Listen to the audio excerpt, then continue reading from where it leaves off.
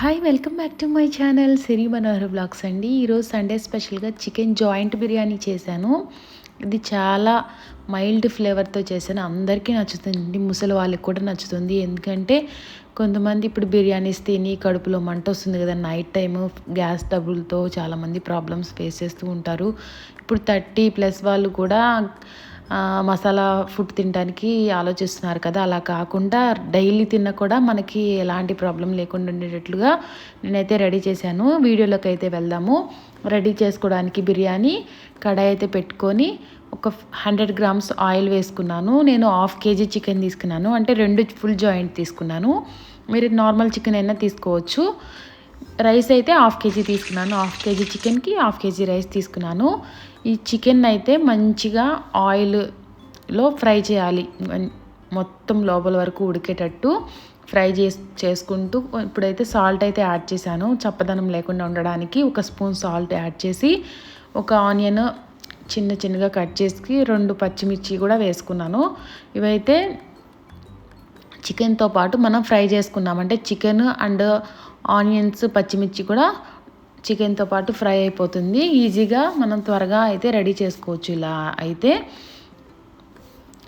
ఎందుకంటే చికెన్ అయితే మంచిగా కుక్ అయిపోవాలి, అప్పుడు మనకి పచ్చిదనం లేకుండా రైస్లో ఉడికినప్పుడు ఫ్లేవర్స్ అన్నీ మనకి రైస్కి కూడా పడుతుంది, చికెన్ ఫ్లేవర్ కూడా పడుతుంది. అందుకని ఇప్పుడైతే 1 స్పూన్ వచ్చేసి మిరియాలు, 1 స్పూను జీలకర్ర కూడా వేసుకున్నాను. 1 చెక్క, 2 లవంగా, 2 యాలకులు వేసుకున్నాను. 1 బిర్యానీ ఆకు, అంతే అండి. ఇంకేమీ మసాలా దినుసులు వేసుకోవాల్సిన అవసరం లేదు. 1/2 స్పూన్ వచ్చేసి అల్లం వెల్లుల్లి పేస్టు, 1 స్పూన్ ధనియాలు వేసుకొని, ఒక పెద్ద మీడియం సైజు టమాటా కూడా యాడ్ చేసుకుంటున్నాను.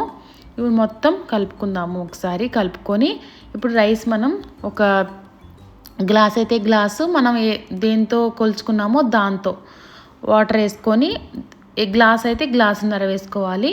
అలా వేసుకొని మొత్తం వాటర్ మనకి పొంగే వరకు చూసుకొని మనం రైస్ అయితే యాడ్ చేసుకోవాలి. మొత్తం అయితే యాడ్ చేసుకున్నాను.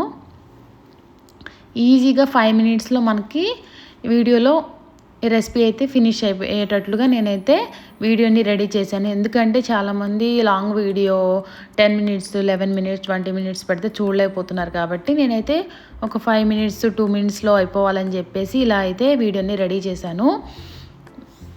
ఇంకా మొత్తం వాటర్ అంతా రైస్కి పట్టి, ఇంకా రైస్ మొత్తం కుక్ అయిన దాకా మూత పెట్టుకుందాము.